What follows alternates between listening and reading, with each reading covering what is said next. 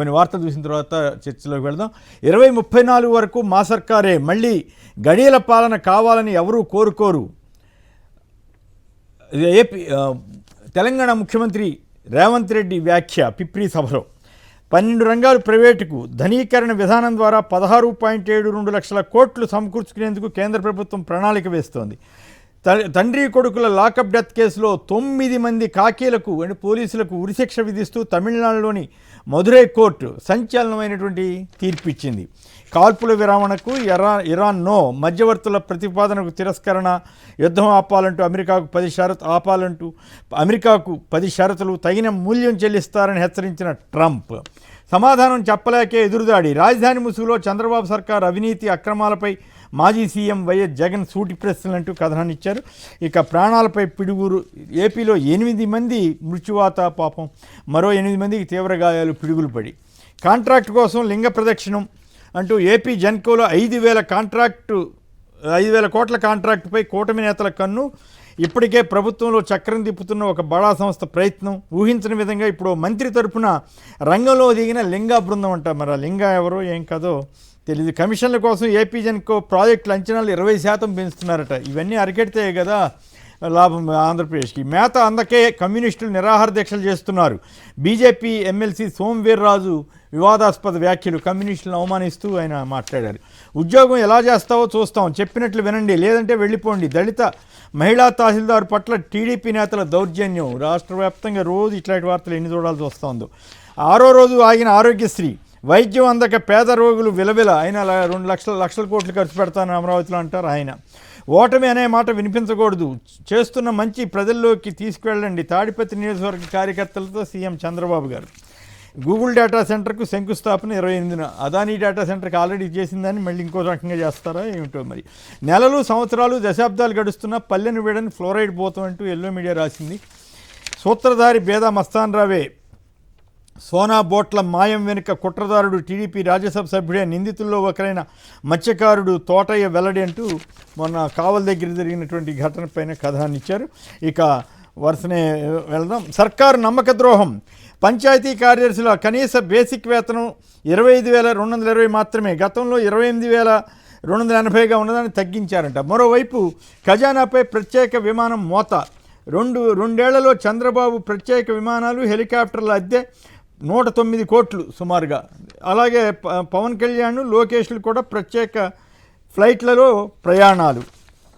ఖజానాపై ఈ విమానం మోత, పంచాయతీ కార్యదర్శులకేమో జీతాల కోత. ఎమ్మెల్యే పదవికి రాజీనామా చేస్తా, మేము అనుకున్న పనులు జరగడం లేదు, బీజేపీ ఎమ్మెల్యే ఆదినారాయణ రెడ్డి. ఇక జర్నలిస్ట్ సాయి గారు ఒక 2 పోల్స్ పెట్టారు, ఆసక్తికరంగా ఉన్నాయి. సిఆర్డీఏ పరిధిలో విజయవాడ, గుంటూరు ఉంటాయి కాబట్టి అమరావతితో అవి అభివృద్ధి చెందుతాయి అన్న పదంలో 29 గ్రామాల అమరావతి ఖాయమవుతోంది. హైదరాబాద్, చెన్నై, బెంగళూరు చుట్టూ ఉన్న ఆంధ్రప్రదేశ్లో ఎలాంటి రాజధాని ఆశిస్తున్నారు? 29 గ్రామాల రాజధాని అన్నదానికి కేవలం 22% మాత్రమే మద్దతు ఇచ్చారు. విజయవాడ, గుంటూరు కలిపిన రాజధానికి 70% మంది మద్దతు ఇచ్చారు. ఏమీ చెప్పలేమన్న వాళ్ళు 3% అట. ఇంకొక ఇంట్రెస్టింగ్ సర్వే ఏంటంటే, జగన్ మావిగన్ ప్రతిపాదనను జనం యాక్సెప్ట్ చేస్తున్నారని మీరు భావిస్తున్నారా లేదా? లేదు, జనానికి నచ్చలేదు అన్నవాళ్ళు 15%. అవును, జనం మెచ్చుకుంటున్నారు అన్నవాళ్ళు 83% మంది ఉంటారు. చెప్పలేమన్న వాళ్ళు 2% మంది ఉన్నారట. సో ఇది పరిస్థితి. ఇక వైసీపీ విష వ్యూహాలంటూ ఇవాళ కూడా ఆంధ్రజ్యోతి వారు విషం జిమ్మే ప్రయత్నం చేశారు. ఏబిఎన్ ఆంధ్రజ్యోతి లక్ష్యంగా వికృత క్రీడ, వీకెండ్ కామెంట్ వ్యాఖ్యలపై రాద్ధాంతం చేస్తున్నారట. ఎండి రాధాకృష్ణపై వైసీపీ నేతల దూషణలట. నేడు ఆంధ్రజ్యోతి ఆఫీసులో ముట్టడికి పిలుపు. దీంట్లో విషయం ఏంటంటే, ఆయన ఎట్లా వక్రీకరిస్తున్నారంటే, వైసీపీ నేతలు సొంత బుర్రలతో ఆలోచించడం లేదని, జగన్ నంది అంటే నంది, పంది అంటే పంది అనేలా వ్యవహరిస్తున్నారని శనివారం వీకెండ్ కామెంట్లో ఆయన అన్నాడట. అదే అన్నది. ఎంత దారుణమైన వ్యాఖ్య చేశారో అది చెప్పాలంటేనే నాకు సిగ్గేస్తూ ఉంది. అంత దారుణంగా మాట్లాడి ఇప్పుడు దాన్ని మాట మార్చారా లేదా? పురుషోత్తరెడ్డి గారు ఆయన దాని మధ్య ఏమిటో ఆయన అభిప్రాయం తెలుసుకుందాం. దానికి ముందుగా ఈ వైసీపీ నేతలంతా నిన్న మండిపడ్డారు. రాధాకృష్ణ, ఇది జర్నలిజం కాదు, బ్రోకరిజం. మా ఇంటి మహిళల జోలికి వస్తే తాట తీస్తాం. వైసీపీ నెల్లూరు జిల్లా అధ్యక్షుడు కాకాని గోవర్ధన్ రెడ్డి ధ్వజం. రాధాకృష్ణ చెత్త పలుకు, నీచానికి పరాకాష్ట అంటూ కాకాని ఆవేదన ఆగ్రహం వ్యక్తం చేశారు. మావి గారిని డైవర్ట్ చేసేందుకే చంద్రబాబు వ్యూహం, జర్నలిజం మానేసి బ్రోకరిజం చేస్తున్న రాధాకృష్ణ అంటూ రాచమల్లి శివప్రసాద్ రెడ్డి గారు మండిపడ్డారు.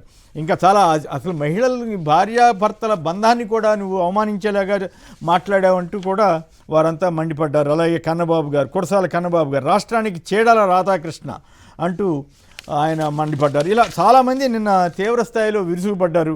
10 సార్లు చంద్రబాబు గారు ఆ వ్యాఖ్యలు కొన్ని ఆసక్తికరంగా ఉన్నాయి. 10 సార్లు అమరావతి అంటే పుణ్యం అని ఒకటి, 3 మెగా సిటీలని కొత్తగా ఇంకొక డైలాగ్ వాడారు. అంటే విజయవాడ, గుంటూరు, మచిలీపట్నం అని ఎప్పుడైతే జగన్ గారు అన్నారో ఆయన 3 సిటీలు అంటూ విశాఖపట్నం నుంచి రాజమండ్రి వరకు ఒకటి, వెస్ట్ గోదావరి వరకు అనుకుంటా, ఇంకోటి అమరావతి కేంద్రంగా ప్రకాశం వరకు ఒకటి, తిరుపతి కేంద్రంగా మిగతాదంతా ఒకటి, 3 మెగా సిటీలు అంటూ ఉన్న అమరావతికి ఏమో లక్షల కోట్లు ఎక్కడి నుంచి తెస్తారు, మరి ఆ మెగా సిటీలకి ఎట్లా తెస్తారో ఏమో ఆ వివరాలు ఏం చెప్పలేదు. కానీ మొత్తం మీద కంగారు పడినట్టుగా అనిపిస్తూ ఉంది జగన్ గారు ఎప్పుడైతే మావిగన్ అనేది ప్రస్తావించారో. సో దాని మీద అట్లాగే వెళదాం, చర్చకి వెళదాం. అలాగే శ్రీకాకుళంలో వంశధార నదిపై ఇది శ్రీకాకుళంలో ఎక్కువ వర్షం పడితే ఆ నీరు అనంతపురం రావాలన్నదే తన జీవితాశయమని కొత్త విషయం చెప్పారు చంద్రబాబు గారు. మరి అది ఎలా సాధ్యం, నిపుణులు కూడా ఆలోచించాల్సిన పరిస్థితి ఆయన తీసుకొచ్చారు. అలాగే అనంతపురంలో అసలు చెట్లే లేవు, ఇప్పుడిప్పుడే వస్తున్నాయని కూడా కొత్త విషయం చెప్పారు. ఎందుకు ఇలా విచిత్రమైనటువంటి వ్యాఖ్యలు చేస్తున్నారో మరి ఆయనే చెప్పాలి. ఇక అమరావతి సరికొత్త వెలుగులంటూ ఈనాడు వారు రాసుకున్నారు ఘనంగా. మంచిదే, నిజంగా వస్తే మంచిదే, కానీ లక్షల కోట్ల గురించి రాయకుండా మిగతా రాస్తే ఉపయోగం ఉంది. నదుల అనుసంధానంతో సేమ సస్యశ్యామలం అన్నారు. వీటి మీద చర్చలోకి వెళదాం. నిజంగానే ఈ 3 మెగా సిటీలతోటి మెగా సిటీలకు ప్రతిపాదన ఎందుకు చేశారు చంద్రబాబు గారు అనేది ఒకటి,